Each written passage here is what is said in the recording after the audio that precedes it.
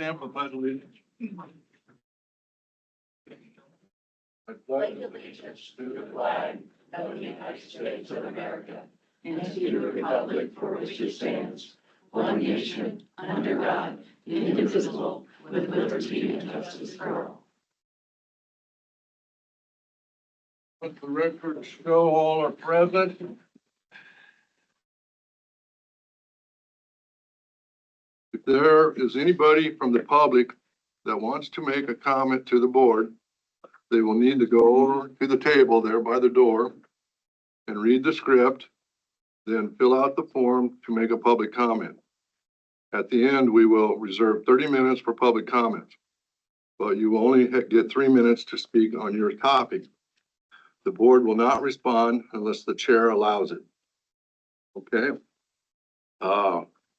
Motion or consent agenda. I need a motion and a second to approve. I'll make a motion.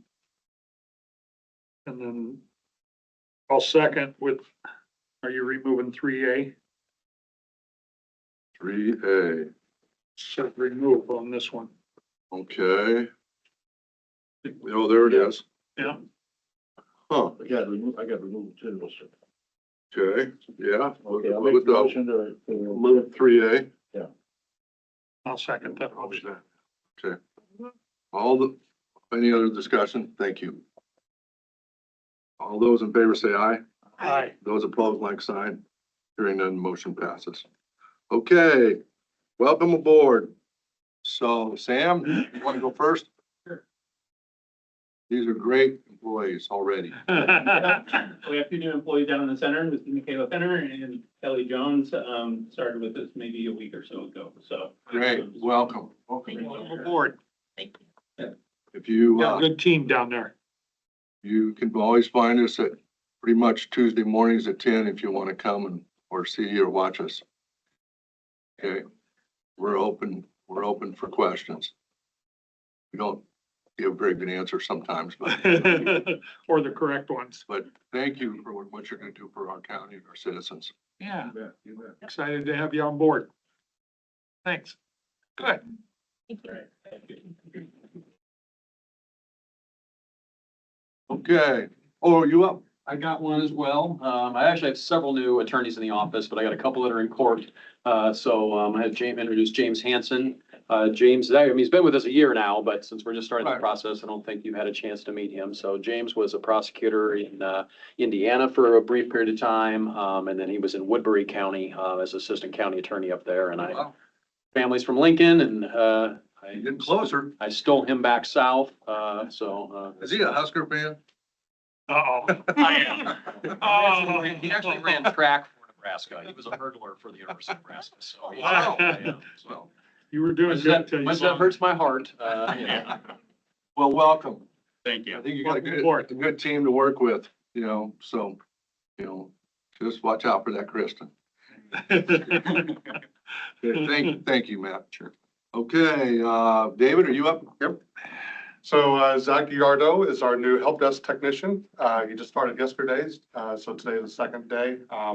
So you'll probably see him when he put in tickets, and he'll come and help you out with your devices. So welcome Perfect. aboard. Great. Welcome. Zach, I'll try not to scare you off the first week. Yeah, phone rings. Don't pick it up, you won't have to talk in. You new folks, please be advised, you can come talk to us at any time. Appreciate you being here. Thank you. We gotta work on our list. Thanks. Appreciate it. Okay, let's move on then. Lauren Munson, Education Coordinator, East and West Palomaw County Soil, Water, Tammy Willett, I don't think Tammy's here. East Pot Soil Water Conservation, Kelsey, Loggett, I got that right? She's not here. Blodgett? Oh, she's not here either. No. Got a bad attendance. You know how that goes. West Pot Soil Water Conservation Presentation of an Annual Review. Go ahead, Lauren. Wait, Laura Ferguson is our Yes, district yes. coordinator, and Okay. Yes. then we've got a couple of the commissioners here as well, Pete Hobson and Bernie. Bernie, yeah. Laura, when did you get hired? 3 years ago? Yes. Well, it'll be 3 years in June. Okay, Yes. I remember you coming in. That was neat. Yeah. Yeah, Good. it's been a wonderful time. So this is kind of an overview of the education and outreach that I have done in the past year. So my position, as you know, is the county education coordinator. And I just wanted to take a moment to thank you for making this position possible. Without you, I wouldn't be able to do all of this work. So the focus of my programs is to lead a childhood and public education outreach program focused on conservation, agriculture, land stewardship, and the environment. And the benefit of all of this, at least for me, is to spark passion, curiosity, and an appreciation for conservation and the environment in the community. So the schools I have been in the past year are HSTW, Riverside, Tri-Center, Trainer, Underwood, and Titan Hill. We have reached well over 1,000 students, probably closer to 2,000 or more now in the past 2.5 years, with about 1,370 students and regularly involved in classroom programs. So that's just during the school year in their classrooms. So our programs offer a wide array of lessons covering topics like conservation, agriculture, soil, pollinators, native prairie, wildlife, farming, conservation practices, kind of all things to do with conservation and agriculture. And in the past year, I have had, let's see, 295 or 495 lessons total in class lessons. 245 of them were in West Pot, and 250 of them were in East Pot. In West Pot, we've reached 874 students. In East Pot, we've reached 669 students. At the end of next month, we'll have reached 1,087 students in West Pot. We'll be adding 9 classes from Titan Hill, so that adds a pretty good amount of students to our programs. Okay. And then, so beyond the classroom, we also do a lot of outreach. I do the STEM Fest every year at HSTW and Riverside, and we'll also be at the Titan Hill Family Night this year. So for the STEM Fest, I usually lead a station all about soil. So they get to learn kind of what is in soil, what soil's made of, and do a project with that. I also lead a Conservation Superheroes Club with Mason Gear from the Farm Bureau. And that is an after-school club that meets once a month. We talk all about how soil, air, energy, water, plants, and animals interconnect with conservation. And we have about 60 kids involved in that after-school club. I also led the CDI poster contest this year. We had Riverside 3rd through 5th, HSW 4th, Trainer 2nd participated in that contest this year. And the theme this year was May the Forest Be With You Always. And we actually had, those are our 3 winners, our 3 top winners from HSTW. And then I have another slide about that next, but I also was at 2 STEM career days at Riverside High School and Shenandoah High School. And we talked to students there about careers in the NRCS, with the SWCD, and in conservation in general. And then one thing that was really exciting this year is that one of our poster contest winners in the district actually won regionals and the state contest. And now she's going on to nationals. So we hope she wins that one too. But that was Chen Gao, and she is a great student. She's also involved in our Conservation Superheroes Club. Or I forgot to ask you, when is that national contest? I think they decide if, yeah, First part of February. first part of February, they'll decide if she won, if she won the nationals. Well, keep us posted. Yes, I will. Yeah. And then we also do a lot outside of the classroom and outdoors. We have the 5th grade Botany Bend Day. This last year, we had just over 100 5th graders from HSTW in Riverside. We had a field day out at Botany Bend Park, and we had stations from Fontanelle Forest, Water Rocks, and then NRCS and local professionals in conservation, talking all about forests, river formation, wildlife, all things to do with the park there. We also had a station about the bison and the elk that are at the park too. And then I was involved with the Trainer Arbor Day celebration again this year. So we partnered with Trainer Schools and Trainer Optimists and the Iowa DNR. And 54 students got the chance to plant 6 new red oak trees on their school grounds. And they also did spend a whole afternoon mulching the trees that had been planted in previous years. And they had a really great time doing all of that. Along with that, we had our Trees for Threes again this year. We had a big field day out at Botany Bend Park this year with the 3rd grade classes from HSTW and Riverside. And they also got to learn a little bit more about trees, native plants, pollinators, wildlife, and then they got to take home their own tree, which they were very excited about. Starting lessons with them. Now this year, after they had planted it, a lot of them told me that their tree had grown and they were super excited that it actually grew. Some of them said that their parents made them throw it away, but but some of them, a good amount of them got planted and are growing. So that was very good to hear. And then I also done School of the Wild in partnership with Pot County Conservation. And we did that with Underwood 5th grade and Titan Hill 5th grade. And both times that was a week-long kind of outdoor learning experience for those classes. And it was 52 students from Underwood and 229 from Titan Hill. So they all got to. During the summer? No. With Underwood, it was one of the last weeks of their school year. And then with Titan Hill, it was one of the first weeks of their school year. Then we also do a soil pit practice judging event. This year it was a 2-day event since we had so many schools that wanted to attend. And we had just over 60 high school students from Riverside, HSCW, Griswold, Red Oak, Sydney, Stanton, Tri-Center, and Atlantic. And so they all got to spend a couple hours in the afternoon learning about how to judge soil, why judging soil is important, and the benefits of that. And then we also were a part of the Karsten Farms Kids Day. There were over 500 students from area schools and homeschools that attended that kind of field day, with around 100 students visiting our station, which was the Soil Health Scavenger Hunt with the NRCS Soil Health Tunnel. And they really enjoyed it. It was a bit of a windy day, but it stayed on the ground. And then our programs don't stop just in the school year. I do a lot of summer programs as well. I was a part of the Impact Hill Ag Week, which is they do a child care program at the Impact Hill in Oakland. And I did that with the Farm Bureau Outreach Coordinator, again, Mason Gear.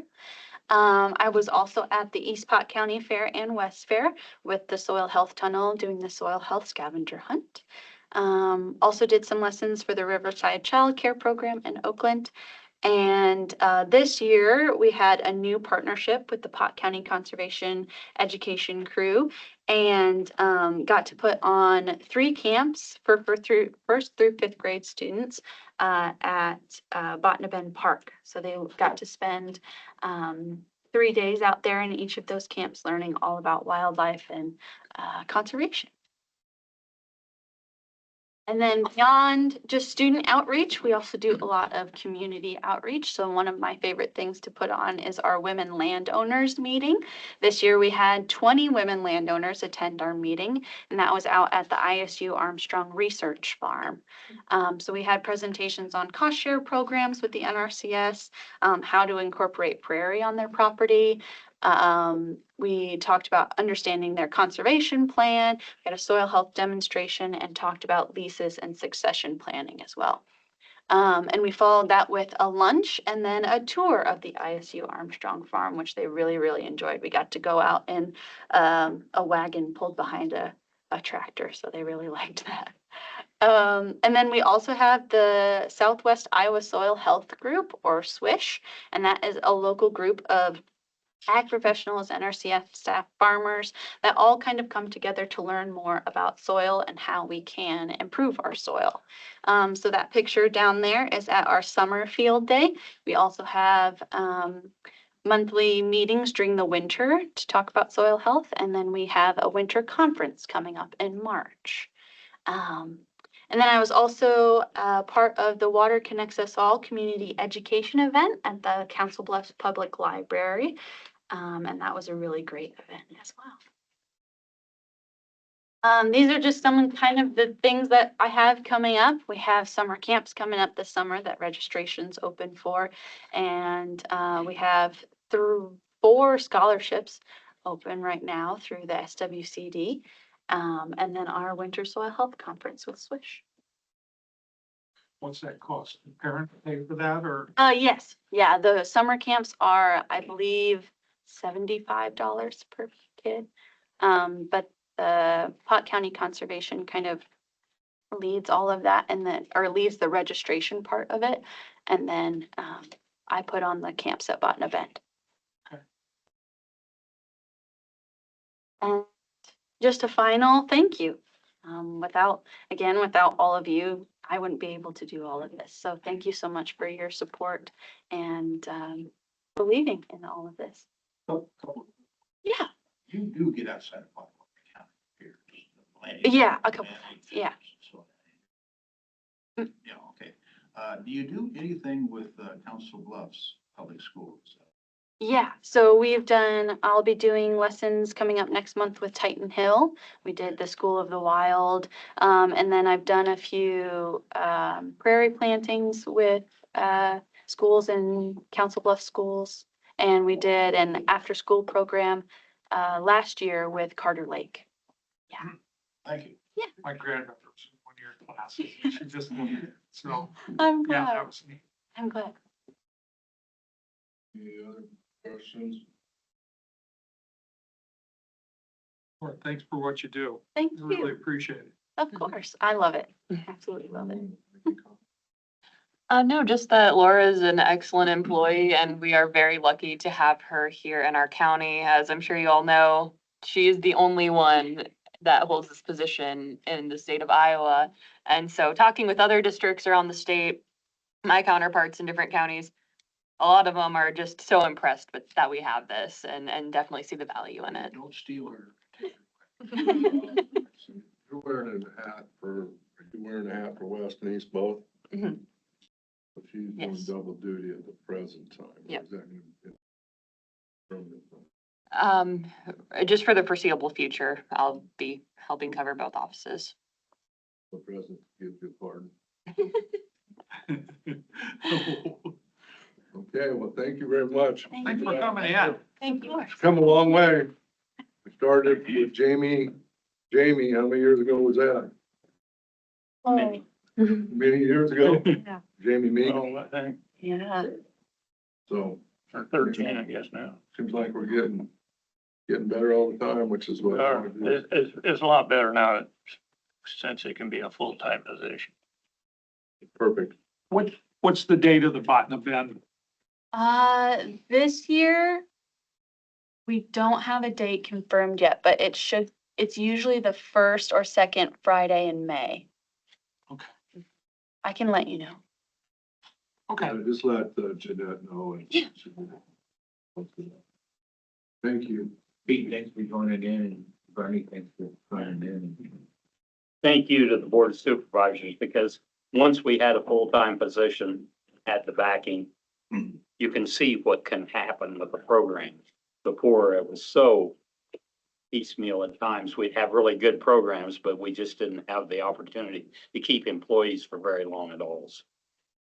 It was just a learning experience at that time. Now it's a full-time position that is very worthwhile to the school districts as well as to the public. Yeah. They don't understand the value sometimes. Laura's got passion for it. They, That's good. Important message to deliver. Yes, it is. my plate runneth over, I would have been there last night. We had a good evening. It wasn't real large, but we had about 75 people there and the Good crowd. awards were very well off. You had Susan and Tim both there representing. Good weather. Norma, thanks for popping in. Not a problem. Okay, thank you very much. Have a great day.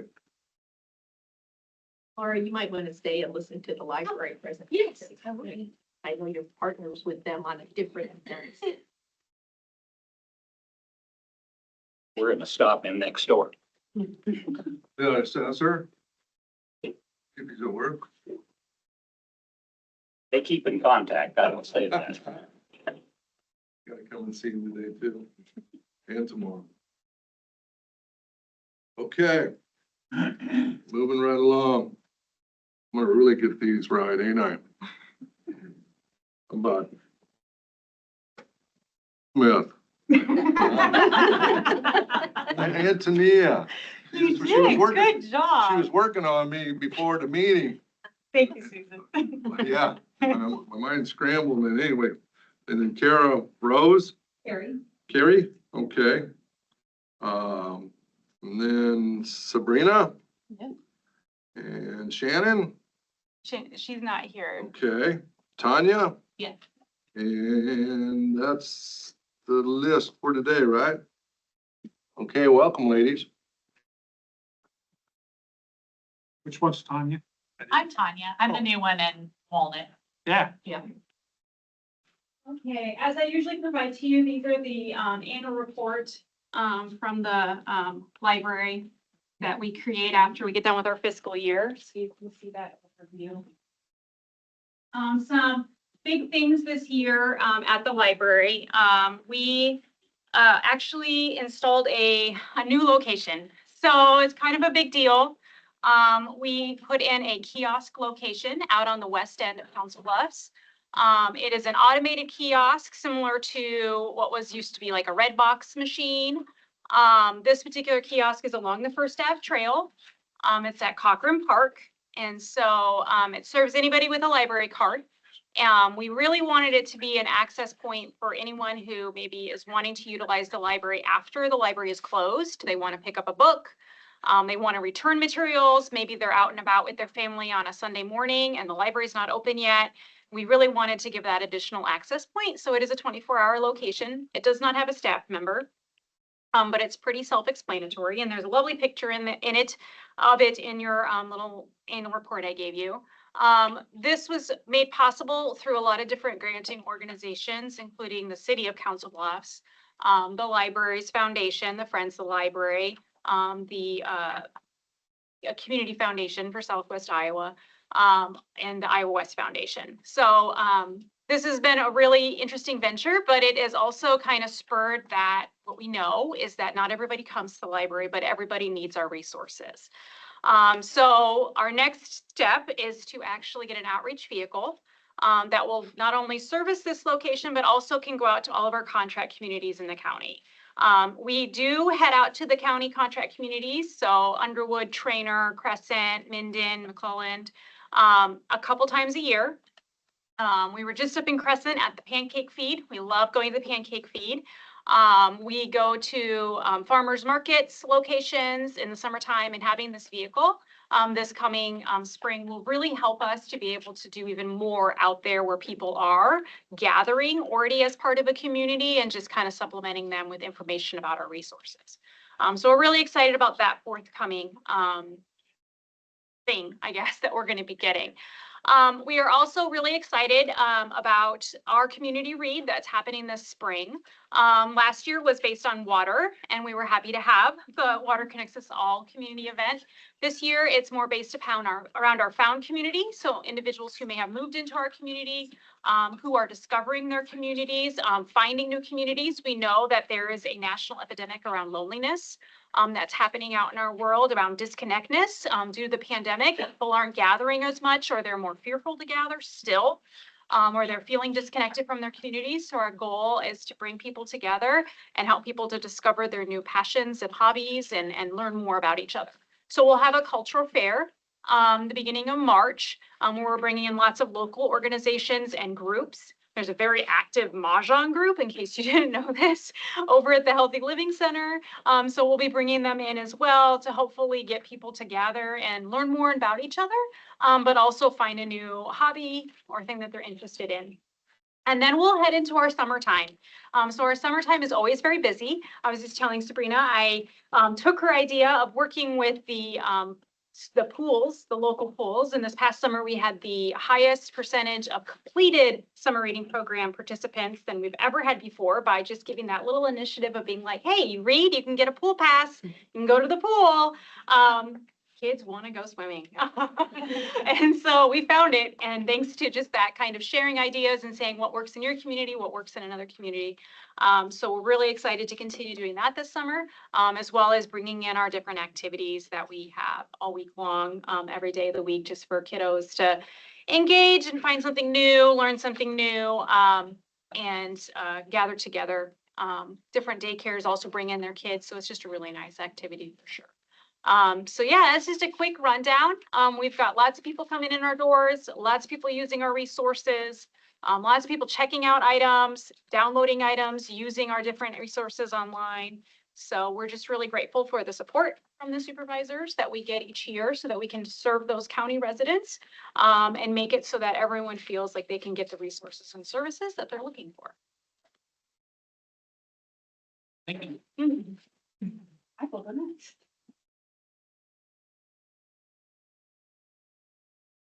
So I have some fun, get this to you. Thank you. Just some fun facts about the Eccles Library. So in the last year or so, we've had a really big influx of lower income people in our community. So we started a mom sharing shelf. So anything mom related or baby related, you can bring and drop off your extras. So we have diapers, wipes, lotions, some clothes, car seats. Actually, we had a mom who didn't have access to a car seat. Within 3 hours, I had a car seat for her. So we have that. And we also have a toy sharing shelf now. So a lot of grandmas or kids have a ton of toys. So they can take their toys that they don't use anymore, take it to the shelf, and if they see something they want, they can take it in return. So we just kind of like to share a lot of things. We also have the STEM room that is used a whole bunch. We have a lot of kids come in after school, they play, moms will converse, they have their coffee or whatever, and then they'll go get their books and then leave. Summer reading program has been, it's tripled over the last 2 years. We have a huge following. One of the things we do is we provide a gift or a reward for every kid. And I don't buy it. I have the parents or businesses or random people just buy a gift and they put it, and then the kids get to read for certain prizes, and then they get a draw for a prize. Everyone gets a prize. So we have 174 people. We had 3,776 books checked out just last summer for the kids, which is amazing for a small community. Riverside Classroom. I collaborate with Riverside, so each kid K through 12 or K through 5 comes to the library twice a year. And then I go to their classrooms as needed. I will say that I have to compete with Miss Laura. And it's like, Miss Rose, oh, it's Miss Laura Day. And it's weird. So we always see each other, and the kids absolutely love when Miss Laura's there, but then they're like, I don't get Miss Rose time either. So it's kind of hard. It's fun though. And the funnest library item was voted on paint markers. So I have 0 people using regular Crayola markers, but the acrylic paint markers they're crazy. It's fun. The kids absolutely love them. So yeah, so that's just a little bit about Oakland Library in general. And these wonderful ladies, we always collaborate together. And I've been helping Tanya figure out her new library because she's suffering from a similar situation that I did 4 years ago. So Thank you. yeah. So Carrie, are you providing space for English as a second language? Yeah, we also have every Wednesday, we have Kelly Town. She is, I don't know what she does. She's going to be the new Spanish teacher at Riverside next year. She comes every Wednesday, and we provide free classes to any Spanish speaking family to learn English. And then I also join in, and I can't speak Spanish for the life of me, but I at least try, make it fun. We also received a 500 Potawatomi County grant, Community Foundation, and we have 2 translator devices now. The influx of non-English speaking citizens in our community has skyrocketed in even the last 6 months. So those devices are crucial to my library. We have 42 students at Riverside that don't speak hardly any English. So yeah, so between the schools and I, we work together, and a lot of them do. We have 12 people come every single Wednesday to learn English. And then they try to teach me, but I at least build the relationship with them so that they're comfortable coming to the library. They ask me if, when they need something, they ask me. We do printing services for them, faxing services. I teach them. They pretty much know that if they need something, they just give me their phone. It's in Spanish, but I can read the iPhone Spanish. And I can print stuff for them. But like the car seat, there was a lady he didn't speak Spanish or English, so I found her a car seat for her child. So, and they use the mom sharing shelf probably the most, but it's well supported by everyone. So yeah. Thank you. Yeah. Any other questions? The last time you ladies were in last year, you were talking about the challenge of living in a digital Mhm. libraries. Mhm. Is that becoming more of a challenge? I mean, are you finding ways to deal with digital world these days? I mean, I can go on my phone and find out, basically anything or whatever. So like yesterday, I had a situation where a Carson resident who has a Frontier landline cannot call an Omnitel landline. So, and of course, trying to get them to figure this problem out and talk to Frontier. So we were on the phone. I was sat on the phone probably for 2.5 hours with Frontier trying to figure out the different problems that we had. And technology is a huge thing. So then when she's in here and she goes back to the computer, so I'm on phone with Frontier. And then I have to go back and help her because she didn't know how to save to her file. And so, yeah, it's always going to be a challenge, especially for the older citizens. And probably the non-speaking ones, non-English speaking citizens too, because technology wasn't something that they used and now they're using it. So, yeah. Well, I think what was discussed then was the source of revenue. You basically are judged on how many books are checked out. Oh, yeah. Is that still the way it is now? Yeah. So But we, not how many people go into your digital, computer count those. library. And but those clicks and digital accesses aren't tracked. Yes, Is they that right? They're tracked, but it's not something that's in the contract with your guys' funding. That's the difference. We track all that, we report all that to the state. Computer usage, interactions, reference interactions, service interactions, all that gets tracked, but it's just not something within your guys' contract that's funded. Like your funding is accounted for by circulation and checkouts. Yeah. So at some point, does that need to be changed then? How? Well, the things biggest are looked at? challenge of it is that we can figure out if like a Pot County resident is checking out an item. But when they come in and they utilize our resources, sometimes we know if they're a resident of our community or if they're a county resident, but we don't necessarily keep track if we're helping a county resident or if we're helping a city resident. You're not So- gonna ask everybody, where do you live? Exactly. We're not going to be like, before we help you, we need to know what your address is because this will get paid for differently. So that's where that gets more difficult. But when it comes to checkouts, like our library cards keep track of the addresses, and we know if it's a library card that is checked out from the county and it's a county resource or county individuals who's using our resources versus in person. So that's kind of where it gets a little bit muddier and not something that we necessarily can easily provide without getting too personal on people's circumstances. So an ongoing issue.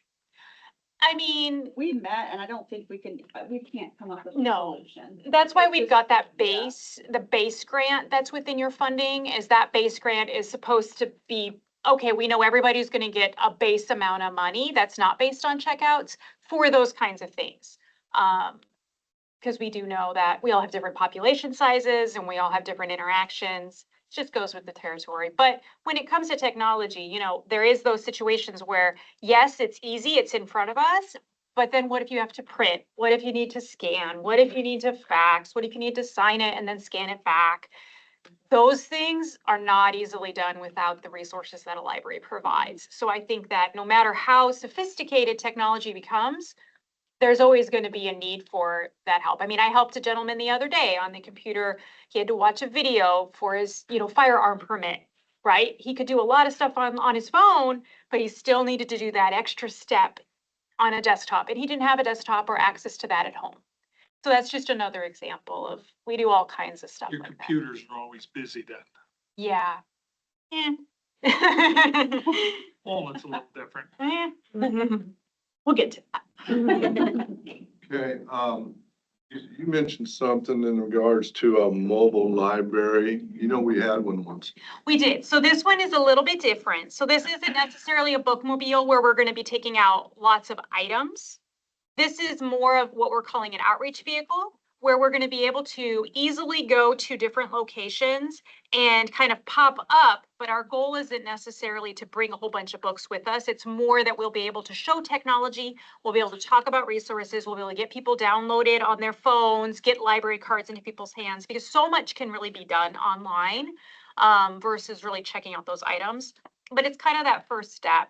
And I will say that the kiosk, the goal behind our kiosk is to almost do a prototype for what could work in another community or another location that maybe doesn't have ability to have physical staff. But say there is a place in, say, Crescent or Trainer or Underwood that could be a community center that could maybe house one of these to be able to get those items further out into the community that wouldn't be as labor intensive as something like another location or even a bookmobile. Well, now you're getting into robots and stuff and Yeah, want to travel around town there you go. and do that. But hey, one other thing, and you kind of hit on it there. My guy was a mobile library driver for a long time, good friend of mine. But do you get daily numbers out of that one at Cochran Park then? We do, yes. So we can see. What do those look like? So during the first warmer weather, obviously affects it. So the weather and the environment affects it. But I would say the machine itself holds about 200 items. So not a ton, but a good selection. And we see a changeover of about that many items every single month in it. So You said every month? every month, yeah, yeah. Good. So it is a heavily used, and people return there too. A lot of people like that, where they're able to say, walk up from there, because it's intended to serve the west end of Council Bluffs, and we can see then too, like The if we. best in the Council Bluffs, you said, didn't you? Yeah, the west end. Best. The best, yes, absolutely. But we do love the fact that it is a very much a community like location. Where it's like, we see the people who are utilizing it are within, that 5-block radius, right? We can see that it's not necessarily people who live out in Whispering Hills or Whispering Oaks or whatever. It's more that situation where it's people who might be over on 23rd or might be, over near Wilson Middle School or something along those lines. And they now are seeing this as their location, which is really wonderful. So you can have the data for Edison and TJ out of Yes. that machine, then I take it. Yes, we can. We can see specifically, and it's very so close to Edison that the schools will utilize it because we do have the student accounts. And so students will go over and they'll check out books on nice days and that kind of stuff. So we do see that as a heavy usage. Do they reach as far as Rue? We don't see necessarily as far as Rue, no, out of there. It's more just Edison because it's such close. Well, TJ is pretty. It is as well. TJ is very close. Wilson utilizes it pretty heavily as well. So If they get that ice cream place in. I know. right it will be there, see a beautiful. Big increase. I keep bugging community development. I'm like, you said it was just easy. Took the house down. It's gone, so that lot's clear. It's to do ready. it. It's ready for them to just drop those shipping containers and Let's serve them go. some ice cream. That'll be neat. Thank you for what you guys do. Mitch, this says, shoot, Yeah, you gotta start it. it said draft at the top of this thing. Are those not the exact numbers yet? Draft valuation. I mean, it should be pretty close to being what the number's gonna be. I thought we had the. We do. We just need to make sure and get it confirmed when the Confirmed from, when the auditors have put it into the Department of Management website, just make sure we have our number right. Yeah. okay. So when Marco's my when is that gonna happen? wife's aunt. In the next couple of Oh, weeks. I'm so It's sorry. always- Yeah, always I grew up in Walnut, graduated No, from no, Walnut. I know that, but these So I've known the Madison valuation for numbers years are, and years, so. or says draft, I thought Yeah. those were all. Big they're changes, done. so. They're Glad done. you took over. They're not Oh, draft. thank you. Well, it might change by a penny or a dollar or a couple, this one, the rounding when we put it Okay, in, so I mean, okay. it's. So it doesn't give us last year's, but I know these percentages are their increases, right? Correct. Okay. Okay. So we need, a motion and a second to approve or deny county. You shouldn't need to, because we're under a 3-year contract, I That's believe, state. 2027, that everyone signed last year. Well, I'm just reading off the script here. Script is wrong. We don't, it's part of the board's Oh. budget. I, Take a look at ours in, next week, okay, see where it fits in. okay. That's okay with you? Yeah, that's fine. I just They just set it figured on. they put it on the script. Just pretend like it's not even there, Scott. Well, I'm hoping, trying to have those things not happen where you're pretending not to be there, so, okay. Did you ladies see the best Christmas pageant ever? I did. That movie was phenomenal, It and was so fun. I thought of all of you guys when, that boy was so excited about having a book license. Yes, yes. It's such a classic. It's based on a book. It's such a classic movie, so. Well, if you haven't seen it, Coming from a library. I enjoyed it a great deal. I think everybody should see it. and everybody needs a book license. Exactly. I'd really like to see your vehicle when you get it, so, Oh, I'm very excited. okay. It was supposed to come in December, but, I think it's neat to come to the pancake breakfast in Crescent. yes. That's really a big deal. We love doing it. We have great interactions there. People appreciate it. And Yes, Lindsay loves doing it, so. Okay, kids love it. thank you. One question if I can, Scott. What is your budget, total budget? My total budget is a little over 3 million. Yeah, yeah. And that comes primarily from city taxpayer. Yeah, yeah. And then the rest kind of is your funding, funding from our foundation. We get a teeny tiny bit of like state funding. So really it's, you guys in the foundation really make up the rest of that. And what's the budget for the other, libraries? Next year's 147,000. I vote about 190. 54, 57. What, I'm sorry, what? 54, 57. I mean, my budget just got approved. It's moving up, but mine was a huge jump from again, I'm the new director, so I'm shaking things up. I got new eyes. I'm attending a lot of city council meetings and learning how this all works. So, it was 54,000.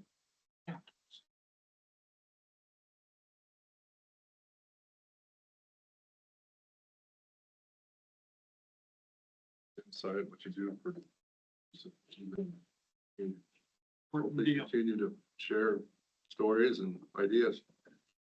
Thank you. Thank you, ladies.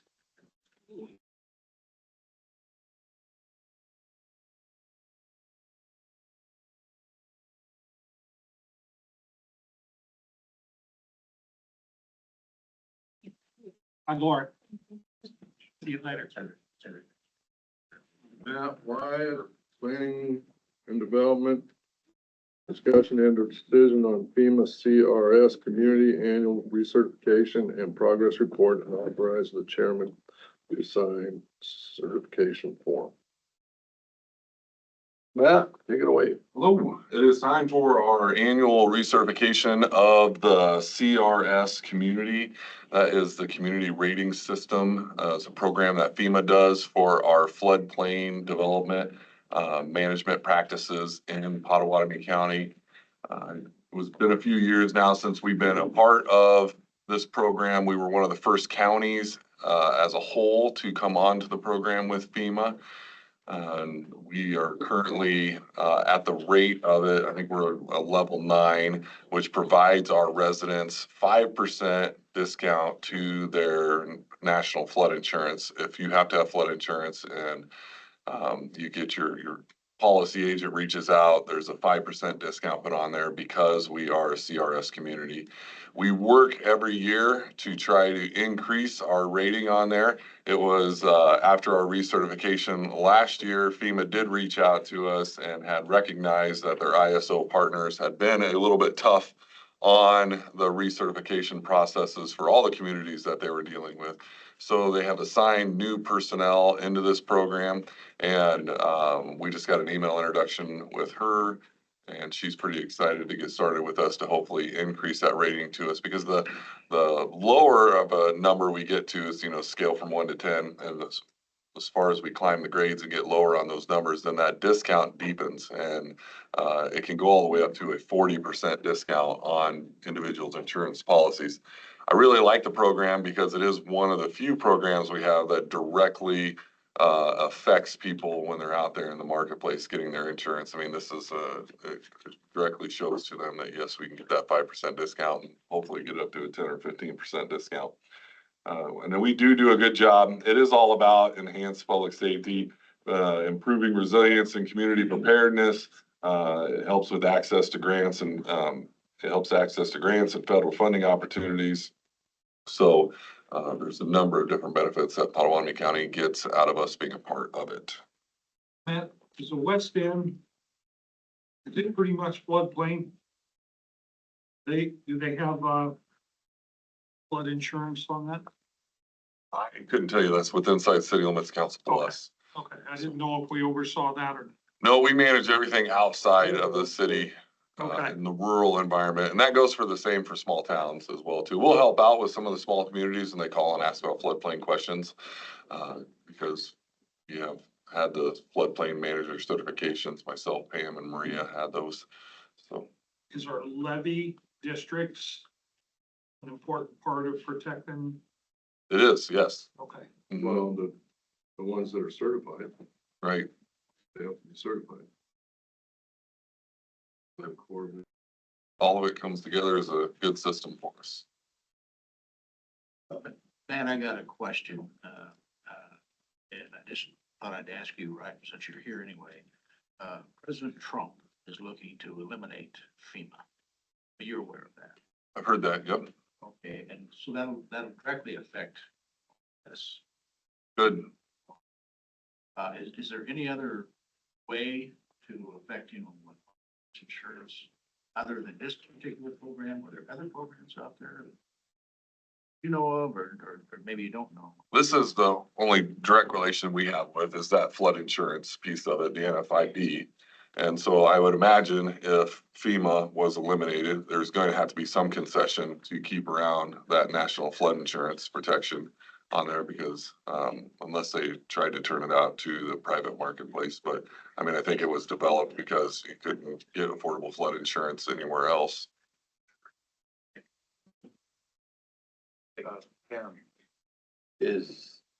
Are those your initials on those where it says PK? Yes. Sweet. So then is it your recommendation to authorize the chair to sign this? All right, I'll move that for you, Scotty. Okay, I'll second. thank you. Motion by Supervisor Wickman, second by Supervisor Shea. Any other discussion? Hearing none, all those in favor say aye. Aye. Those opposed, like sign. Hearing none, motion passes. Thank you, Matt. Thank you. Thanks for Next coming up, in, Matt. we have Garfield Coleman, Risk Manager, Jeff Rimmer, and Kim Hartwell, Smith Davis Insurance. Discussion or decision to approve Pot County 2025 ICAP IMWCA insurance renewals. Welcome, ladies and gentlemen. Sign it, Peggy. So Additional.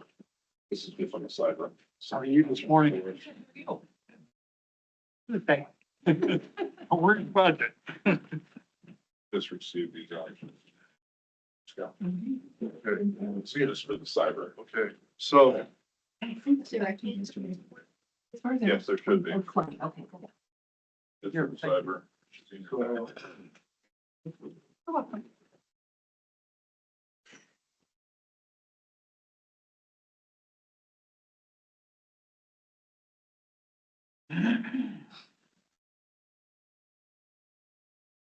What is in your package should look similar to this. It goes over the values that we have insured in the county. The differences between last year's and this year's.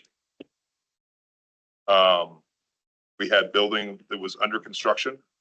So builders risks last year and now have been converted to buildings. This year, that's the 13% increase. Most other things have stayed fairly flat. There was 11% increase in personal property, adding property to, I believe it was the public health and also the roads building. The second page is the good news. The good news is we had a 2% increase in property values and only a 4% increase in premiums or contributions from ICAP. So you're saying your increase is only less than 1%? Yeah, it's very good news, compared to last year with all those natural disasters and reinsurance. Matter of fact, I actually have some, news as far as the wind hail deductible. The 2% wind and hail deductible has been capped, meaning that because our total insured values are below $200 million in the county, they have associated a cap of $350,000 for catastrophic loss. That is the maximum that we will pay for deductibles.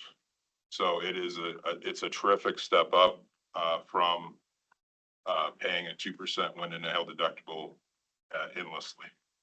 So having that cap, that really shows that I believe reinsurance is leveling out a bit.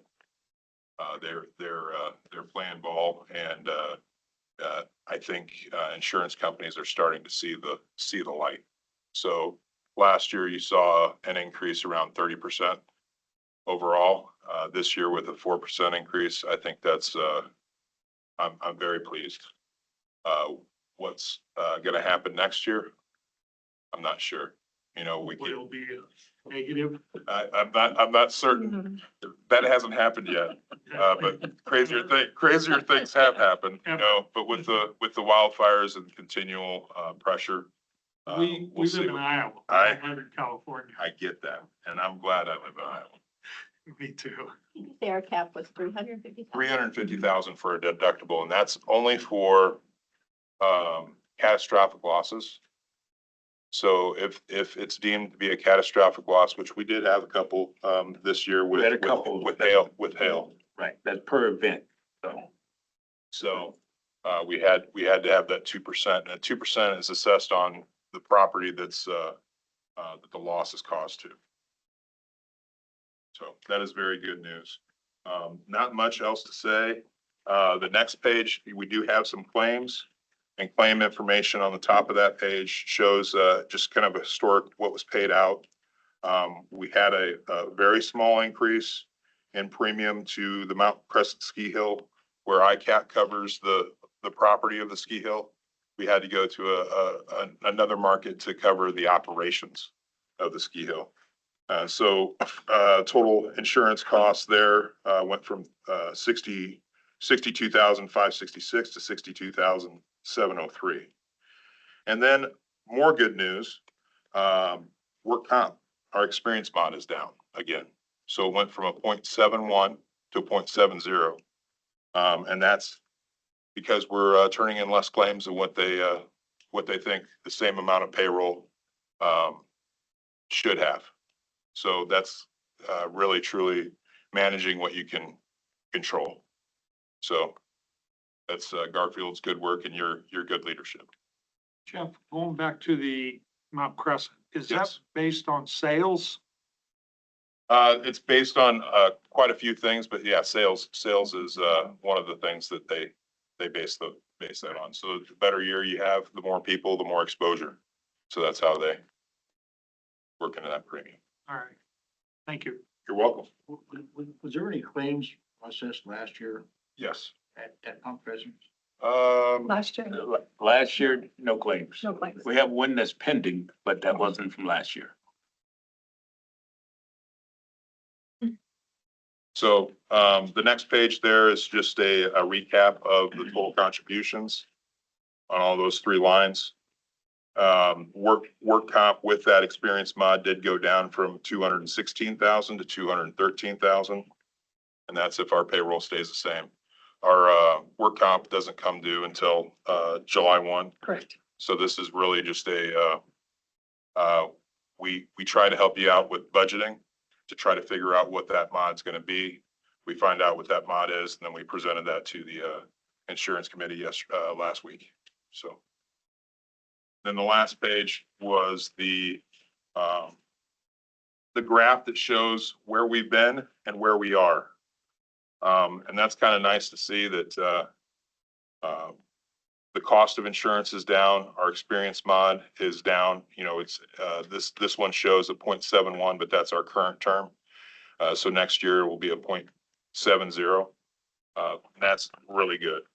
The documents that I gave you in paper form, that's, just one thing I wanted to touch on. That's our cyber liability. Our cyber liability limit is $250,000. That's what we have currently. And the cost for that is $6,859. What you have in front of you are options for $1 million, $2 million, and $3 million. Having some coverage is better than not having it at all, but there are quite a few safeguards that the county has taken with the IT department to make sure that we are not a target or a low-hanging fruit. I would like to probably talk with them in Garfield and see what they suggest as far as a limit goes.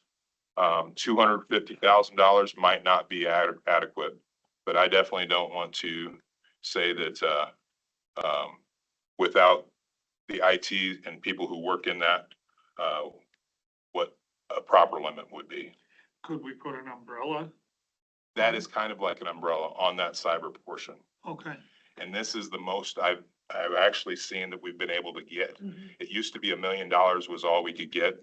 ICAP now has the ability to go to 2 and 3 million. And really the price difference between your 1 million and 4 million, or 1 million and the 3 million, isn't as much as what you would think it would be. So I think it's something that you might want to consider. That all changed about 3 years ago. The reinsurance market no longer allowed your cyber liability to be under your umbrella because you have an umbrella. But the cyber is not included under that at this point in time.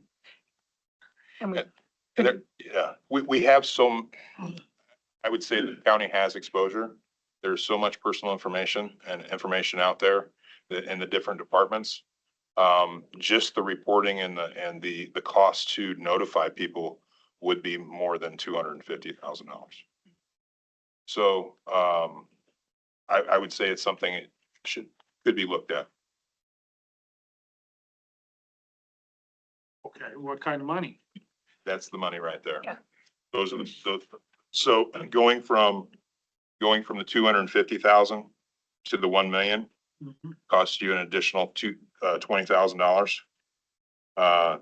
Then your premium for 2 million would be $35,000, and the premium for 3 million is $42,000. Total or increase? No, just total. total. So instead of that 6, if you wanted to go to $1 million, it would be a total of 26. You need to have Andrew, as we discussed before, tell us what he thinks. Andrew, it's his last name in IT.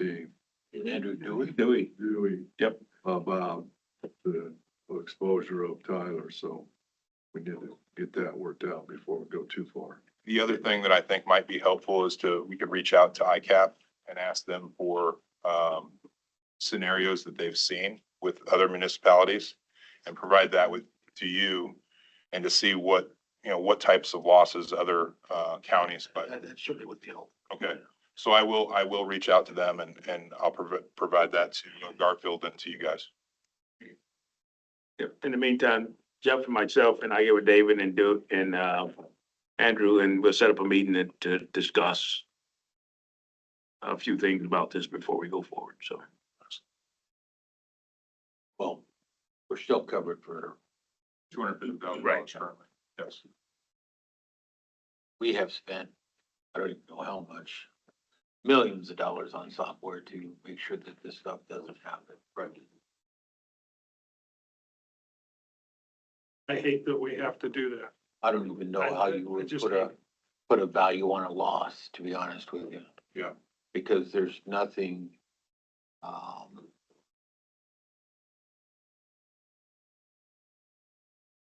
There's nothing in this coverage that will protect us from a reputational risk. no. But there's nothing tangible, really, that you can get your hands on that you lose. If other you, than- if personal information goes out into and becomes compromised, I believe you have a duty to monitor that person's credit, and that is an expense. You have a duty to notify them, which just to notify them that their information was breached, is expensive in itself. So there are things that are, that you can't actually touch that, what the kind of know what the cost is. If you had a number of how many personal identification and what got breached, if it was the treasurer's department, that would be, it was, yeah, I'm not exactly sure. It's a lot. Well, it's even if it's possibly breached, it's not just breach. If there's even a hint of a breach, Yeah. we're supposed to be notifying them, I think. So I think the correct steps to take is for us to talk with IT, to get their idea of, is 250,000 sufficient? Or is $1 million what we should go with? Or do you think that, 3 million is where we should be? Or is 250 enough? Yeah, correct, 100%. The average is 300. Yeah, we'll provide that at that time. I would be interested in seeing. That's why I'd like to see how prevalent this issue is. Absolutely. I would say that, Potawatomi County is by far more advanced than some other counties in the state as far as, how they, work with IT and secure information. But it just doesn't mean to say that, because of our size, we're not a target for those, cyber attacks. What were you gonna say, Susan? I'd just like to see the ICAP history. I'd just like to see 100%. what kind of claims are out there and the lessons learned. What the cost would it recover? That Right. kind of thing? Yeah. Right. So the second piece of paper that I attached or didn't have attached, but was with that, these are the different sublimits that are currently on your policy. So security and privacy liability information, there's post-breach remediation of costs, system failure coverage, cyber extortion coverage, cyber crime coverage. So those different sublimits. But those are some of the things that will be increased with a higher limit. What do they mean by breaking loss coverage? It's a very good question. I believe what that is if you create a hard drive and make it basically a brick or as helpful as that. They maybe will extort you and say, we'll unlock your hard drive if you don't pay this ransom. But yeah, breaking loss coverage, there's no coverage there. They don't have, the cyber liability is a very difficult application to complete if you don't have the technical know-how.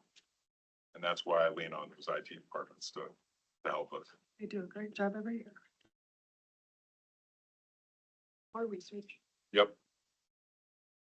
Any questions for me? Good. I very much appreciate the partnership. Yeah. Love working with the county, love working with Garfield and Jacob. Thanks, Jeff. It's been good. Thank you. Kim. You're welcome. Need a motion and a I know you second. do most of the work. I'll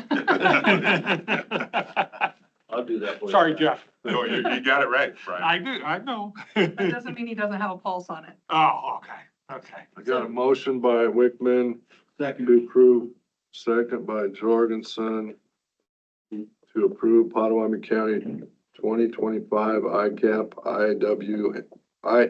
IMWCA insurance renewal. Any further discussion? So where does the cyber fall into this? Cyber's part of the current package as it sits, and we have $250,000, and we can choose to endorse it whenever you want to. Okay, so that'll be a subsequent meeting. Okay.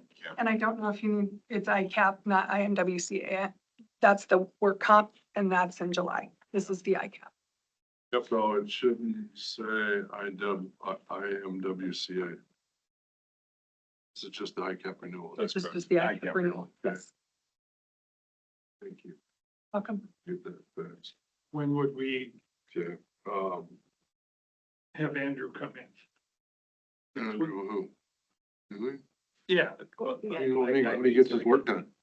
I think that's something, I think that's something that myself and, Smith Davis and IT department sit down and come up with a plan before we just, come here and I don't want to wing it. I like to have the specifics. And then we can come in and present whether we think that it's a needed basis, either to keep what we have or increase what we have. So I just, those numbers we just received, so I'd like to have some time to review it with the IT department and Smith Davis. We just received those. So it can be a couple weeks from now, it can be a month from now, but we just need some time to go through that process. So.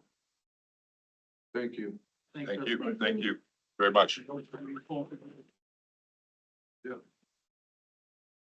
in favor, say aye. Aye. Those opposed, like sign, hearing none, motion passes. Yep, thank you. Okay, Jason. Jason Slack, Director of Buildings and Grounds, discussion and decision on 3 items needed for the public health building. During my budget review, it was discussed to put these in my budget next year for a one-time cost. The board had suggested that, if we had the funds available this year, we should move ahead with the projects. Jason, one real quick question for you. On the first one, which is the lightning protection. There's access to the roof without a crane, right? Yes. And, or a man left. Yep. Because those costs weren't included in their bid. Know what I'm saying? Yeah, they were not included. Okay. Is that your recommendation to move forward with that, Jace? It is. I'll make a motion to approve that, Scott, AC lighting for 13,942 coming out of the land fund. Okay, motion by Supervisor Wickman. Did you say the what fund? Land fund. Land fund. I'll second. Okay, second by Supervisor Miller. So how many bids did we get? We just had one bid for the lightning protection. Why was that? We've used AC lightning protection several times in the past and they do good work. What, the rest of them don't do good work? I can get more bids if you like, Scott. I made a motion to approve the bid. I understand. Okay, I can have a discussion. yeah. That's okay. Chase, said he can get some other bids. I approve this one. I understand that, but I can still have discussion. Absolutely, Scott. Okay. So in the future, we should at least see potentially anywhere from 2 to 3 bids. Okay. Because these guys aren't the only people in the world. Okay. Water softener. Motion and a second to approve and deny board chair to sign an agreement with Loftus Heating and Air for water. We didn't vote on the. Oh, we didn't. Lightning. I'm sorry. So let me just ask another question then. What's the dollar limit that we need to have go out for formal bid? 90,000. 90,000. Thank you. Okay. Yeah. Well, we can go out for bid on anything. Right, right. Yeah. I just You're want to right. make sure we weren't Sure. crossing a threshold. No, all those in favor say aye. Aye. Those opposed, like sign. Hearing none, motion passes. Water softener, motion and second to approve and deny. Board chair to sign agreement with Loftus Heating and Air for water softener system in the amount of $2,600 for the public health building. So moved. Second. And is this paid out of the land fund? Oh, that's was my motion, but if Shay says land fund, I'm agreeing with Shay. Yes. Okay, Jason, now just a any reminder that discuss, oh, go ahead. you need this to, because the water is so hard that it starts to accumulate into our pipes, causes an issue. Into the valves and the flushometers, and we have a mixing valve in that building that's quite expensive that we need to maintain. Thanks, Jason. Any other discussion?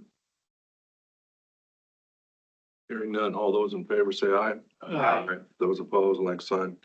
Hearing none, motion passes. Security items, motion and second to approve or deny board chair to sign an agreement with ECO in the amount of $24,059 for additional security items for the public health building. Are these cameras? Their cameras and door, access for doors too. Okay. And how many cameras do we have over there now? I believe there's one on each corner of the building, 2 inside, so 6 altogether. And how many are you recommending? Well, there was 6 that were not installed with the project that they handed us in a box when Port Security wanted them on all of the doors that lead outside from the building, all the exterior doors and the stairwell doors, going to the second floor. How many more are you gonna put in? 6. Oh, they handed them to you. Yep. And we have not put them in yet. Correct. I thought they were installed already. And 1 for the parking lot as well. Get a motion for that? No, I did. I'll move that. I'll second. Land fund, Yeah. So the parking lot will be completely covered with cameras? Yep. It'll be 1 camera, but it'll have several different lenses pointed in all of the different directions.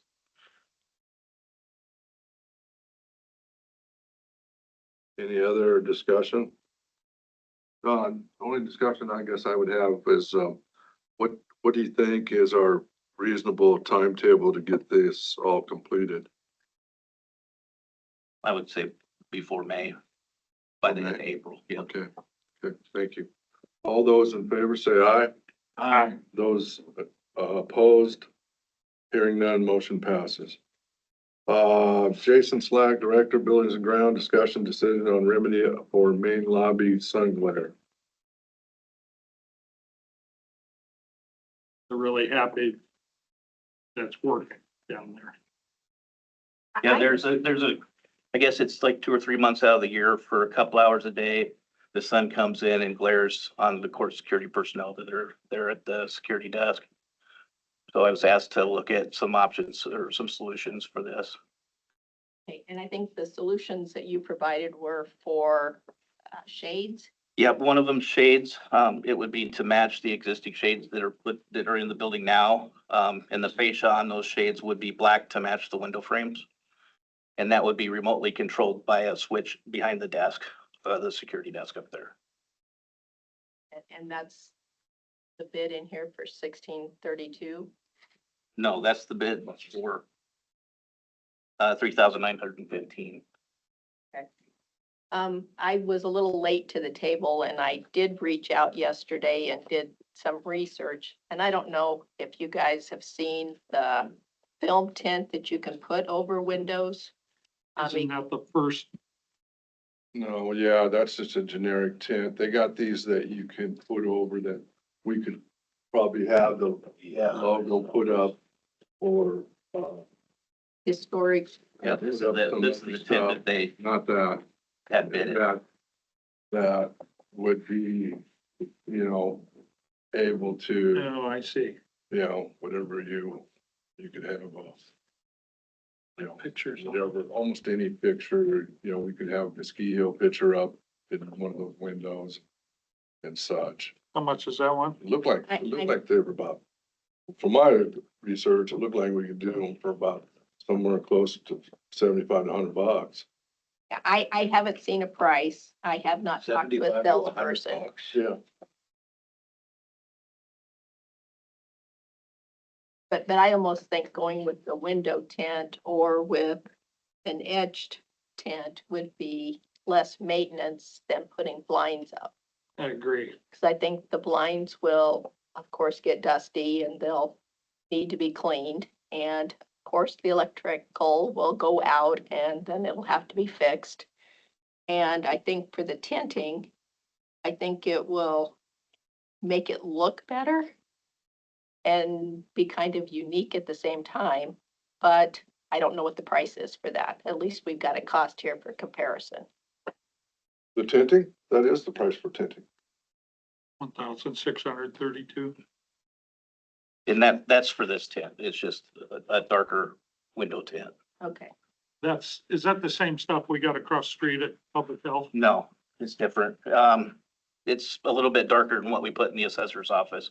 The assessors, the glare from the white roof that we installed on that addition was going in them offices real bad. So we put some tint, it's one shade lighter than this one on those windows in the assessor's office. They're happy. Yes. I would make a motion to approve the tinting for $1,632. Are we done talking about it? No, you can keep talking. Go right ahead. I like the blind option better. They would be able to raise them up when, the sun's not blasting them in the face. I think it brings some natural light into the courthouse. I know it's a little bit, well, I don't even know if it's a little more money because this is just the standard 10 if that's what you're gonna go with, but I think our options are better with the blinds. They can be down 1 hour a day to block the sun and then back up the rest of the time for natural light to come in. Assuming the sun's out. Right. Well, if the sun's not out, we don't need either one of them. I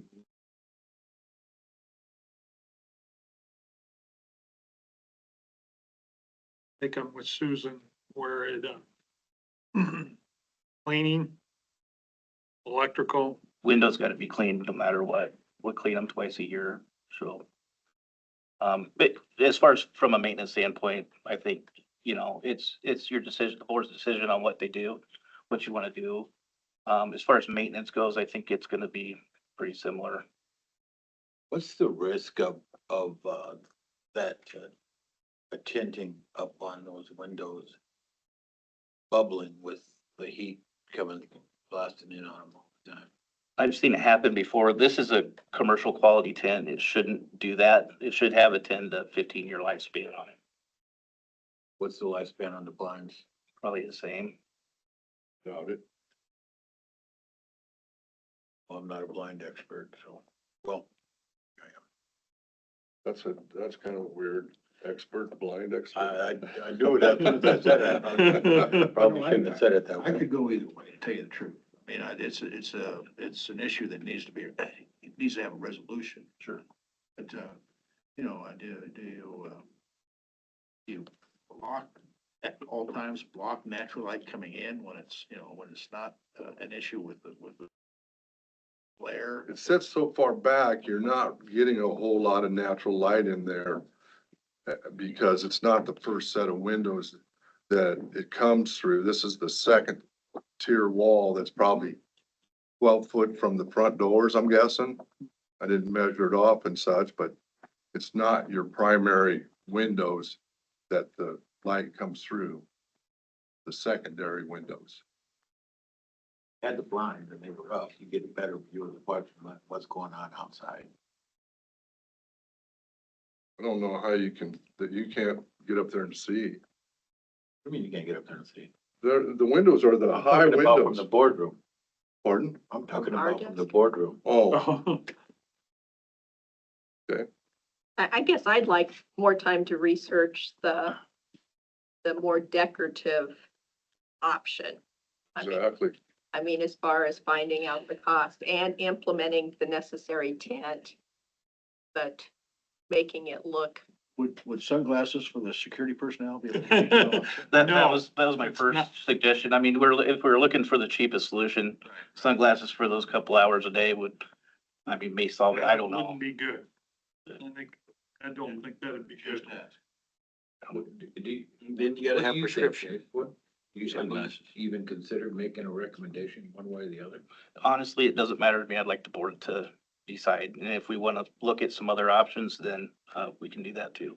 I know, I got the measurements finally, so I can go look at other options. I had a little hard time getting the measurements.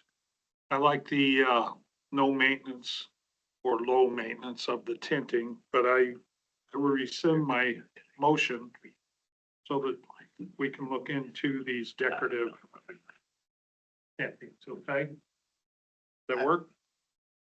I would like to be down there when they have issues with the glare, just to be there and see what they're facing. Yeah. It's in the morning. Yeah, best time to go is when it's raining.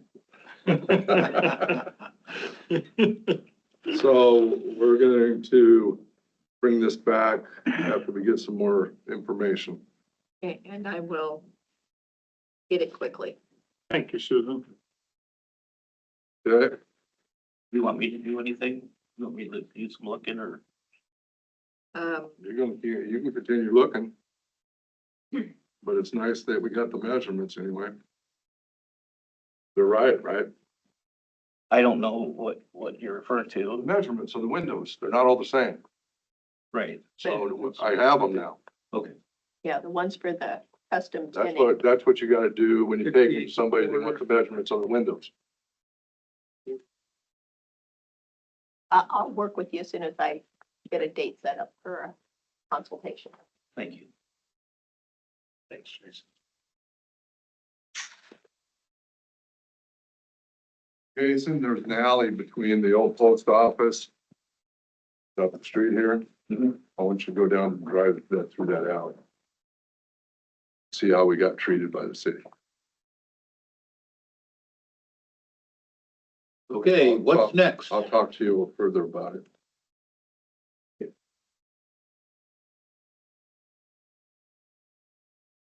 Been removed.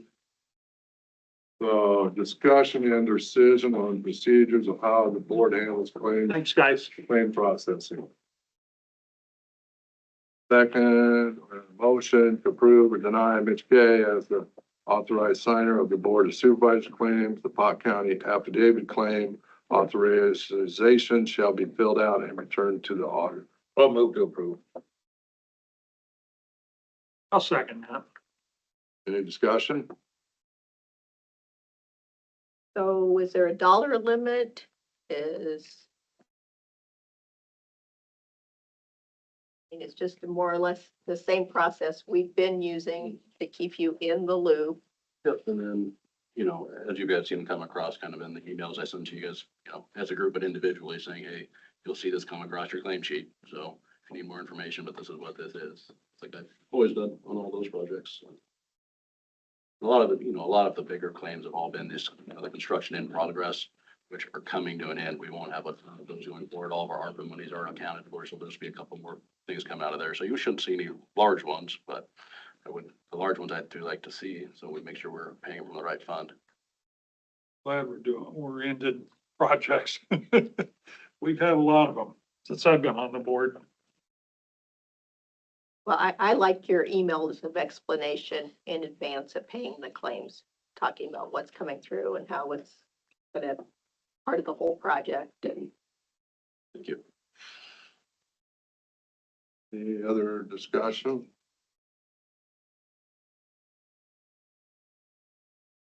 Hearing none. All those in favor say aye. Aye. Those opposed, nay. Motion passes. Okay, motion and a second to leave or change the deadline of the Board of Supervisors agenda to be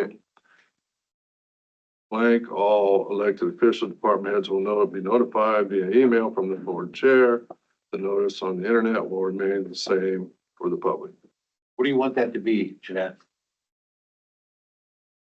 I think leaving it the way it has been for the 3 years that I've been here, works for me, as long as you guys are okay with me adding, as an example, payroll items after the draft agenda goes out. So you're talking about Thursday at noon? Yes, I mean, Yeah. obviously it's a draft. So on Friday, if I get any other items that need to go onto the agenda, I would then send an email to you guys letting you know that this has been asked to go on. And state code is 24 hours, correct? When we have to have it posted. So then Monday morning, obviously before 10. So you're saying you're gonna call and get 3 approvals to put it on after Thursday? I typically have just asked the chair if they were okay. Well, then you know what I'm gonna say. So you don't need to call me. No, All right, then call me. you're not the chair. Well, go ahead. I think if we have a department head that, Can't follow the rules. that needs to have something on the agenda for Tuesday, and he, something happened in his department where he got a little tangled up and spaced off the 12 o'clock deadline. What you told me Friday at 10 a little while ago. Well, and I'm fine with doing that if it's for our department heads. Sometimes I know that they are waiting for contractors to get back to them. And it's not that big of an issue to get an item added to the agenda. So you want Friday at 10? We got items on here today that were removed. Correct. That came in yesterday after the agenda was posted. What do you want? You want Friday at 10? Well, I guess my question Monday at is, 10? if I send out a draft agenda, it's a draft. So to me, it should be able to be changed. And that goes out on Thursdays. Correct. So that I know that if there's an error in something that I've typed up on the agenda, the department heads have the time to review it. And then, yeah, I like how it was working last year, where the draft agenda went out on Thursday.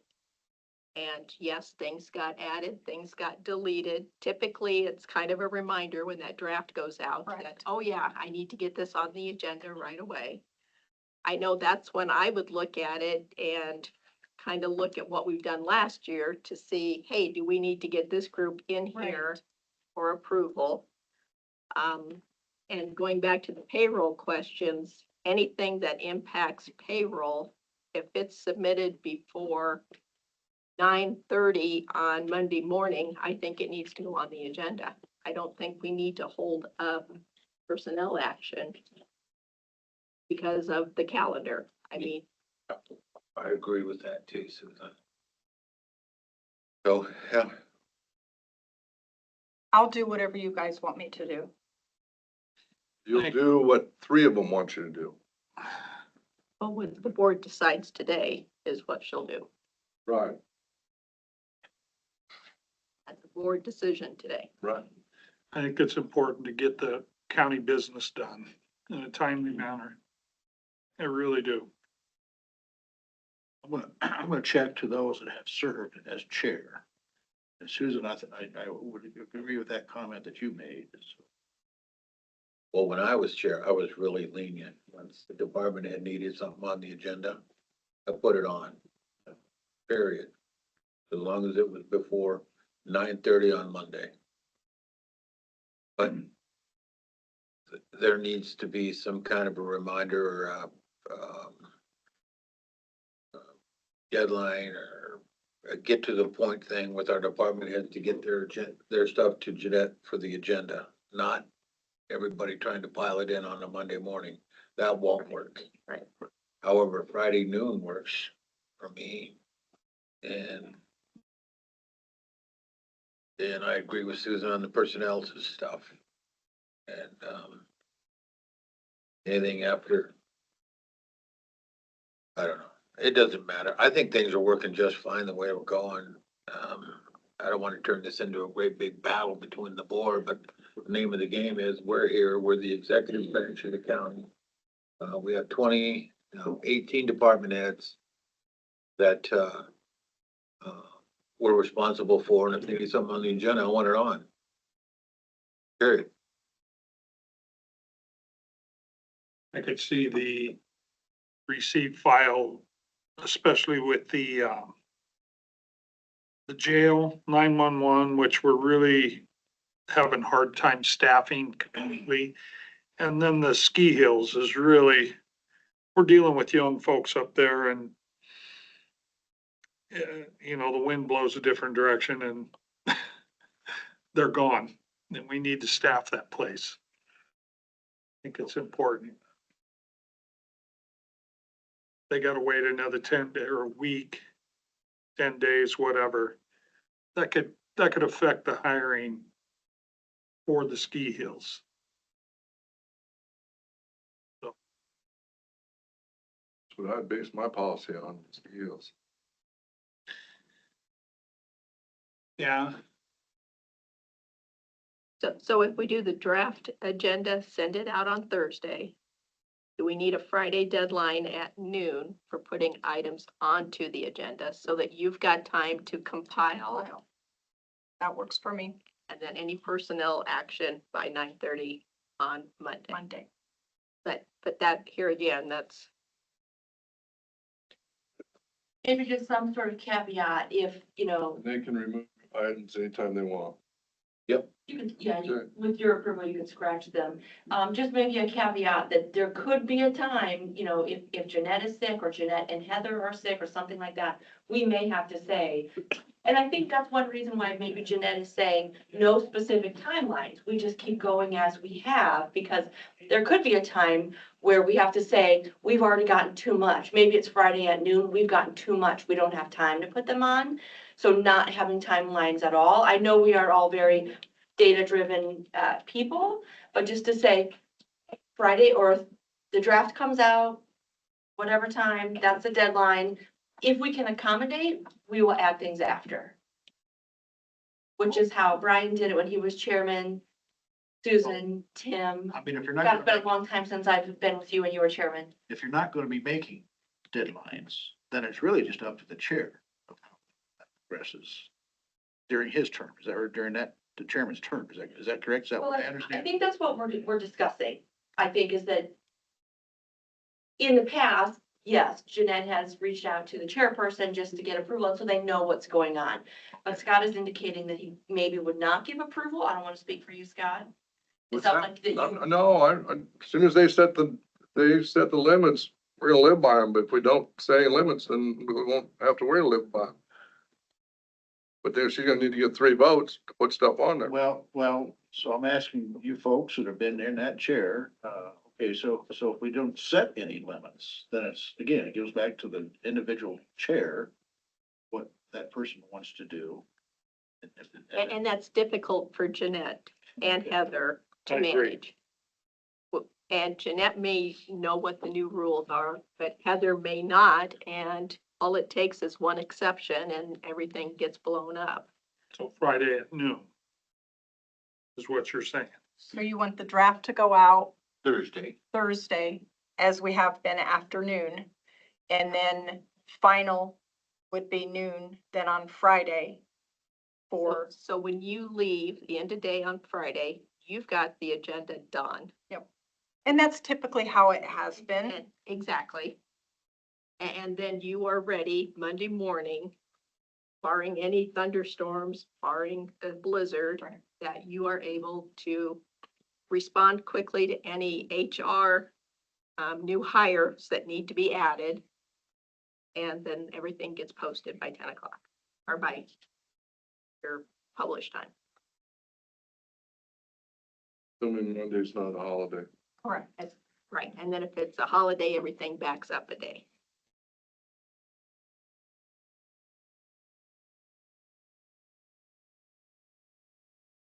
So do you need me to make that a motion? Yeah, Whatever you All want to do. right. boy, that was a long sentence.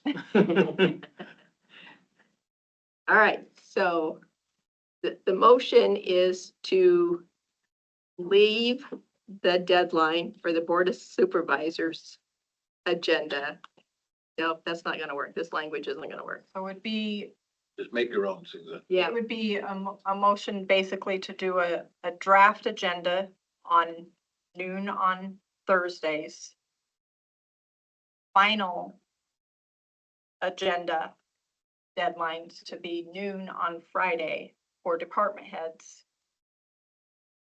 And then before posting, any HR payroll could be added up until, let's say, 9:30 on Mondays. and if it's a holiday, everything Everything's- just one day earlier. Correct. And did you get all of that? So if it's a holiday, your draft becomes Wednesday? Depending on the holiday.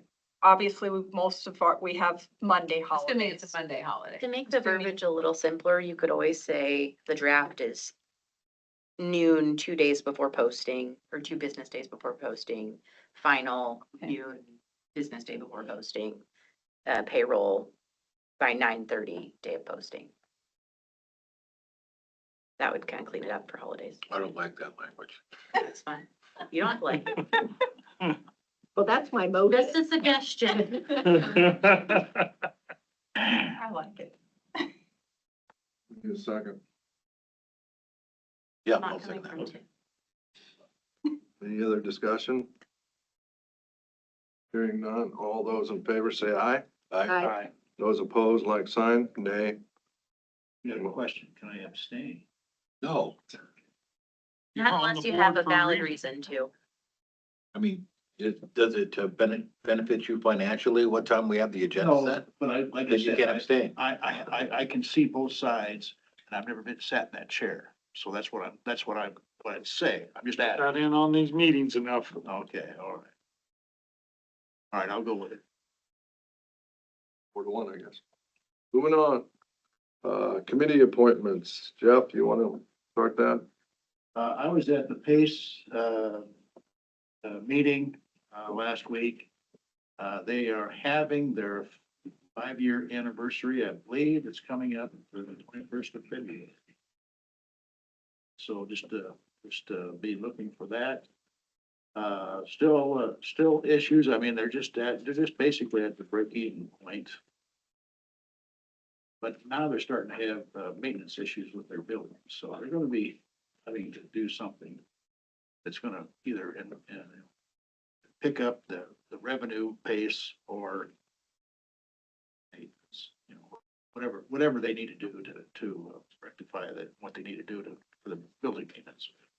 Anyway, that's where it's at, but they're doing a great job. They, weddings are there, kids' programs are there. I think it's a great facility and see how it goes.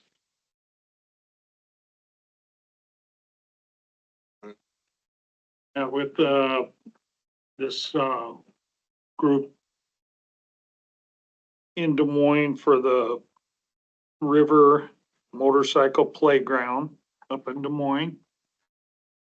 I went to, the WIDA meeting out in Trainer. Went to the sheriff's office for the timekeeping meeting, which has come along very well. And they've moved really well on this and dropping a lot of paper trail. Now it's getting almost totally on computer, which thank God we're in the 21st century. And I had a Council Bluffs Visitor Bureau meeting. And then, the union meetings. And Saturday I was at Des Moines for the bicycle summit. Spent the day up there. And later that day I was at the ski hills that evening. To see it busy as all get out. And that was it.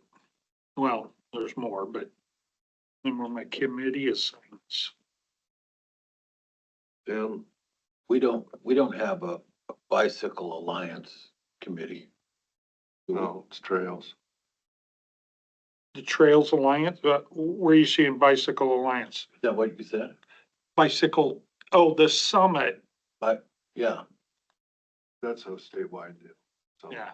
it's By like a- coalition. Yeah, I don't have anything. Susan. I went to the Bike Expo also on Saturday, but I went for personal reasons. And I was a guest at the MAPPA table for the awards dinner that night.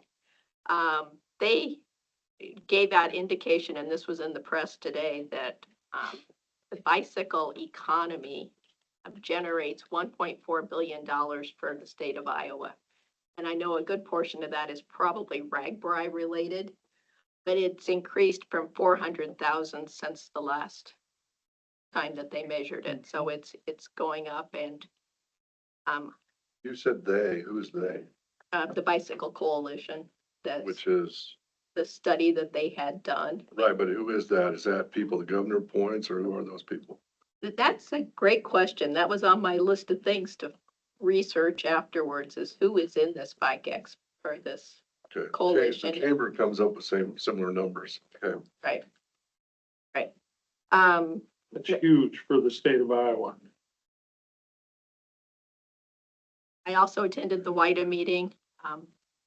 SWPCO, we had a board meeting, and taking your suggestion, Scott, they will be coming in on April 15th to present on what's going on with SWPCO and SWITA. Thank you.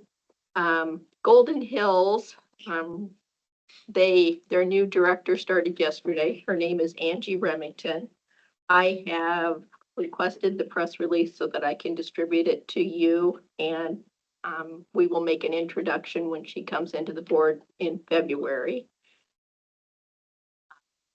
And then last night was the East Pot Soil and Water Awards night, which I got to hear Laura's presentation again last night, and it's just a really good program, and I'm excited that the county's involved with it. Okay. I spent a good part of my last week with FEMA, needless to say. Valued there, but MAPPA, was out to roads. Ski hills about every last, whatever, 10 days almost, except for Monday. And then met with Tallgrass Energy Solutions. They're gonna do a pretty good sized project in our county south of Sire. Probably get that guy back and do a presentation as soon as they get their final blessing from the Iowa Utility Board. So Is that the solar panels? no, that's the CO2, Okay, okay. CO2 Thank you. deal. I forgot about that. So that's about enough. I got FEMA again tomorrow for, who knows, hopefully not 4 hours, but let's see. It's got that tall grass energy. They got grant for that, correct? Not to my knowledge. What was the $11 million deal? Is that the energy that's going down deep? Yeah, they're going to drill down and go underneath the river. I thought there was an $11 million grant or something. I think From the that's state. Mid-American Energy. Yeah, Oh, that's a different project. yeah, Okay. yeah, that's different than this. There's just a ton of activity happening down there. Mm-hmm. Okay, moving right along. Now is the time for public comment. We will now discontinue the live broadcast from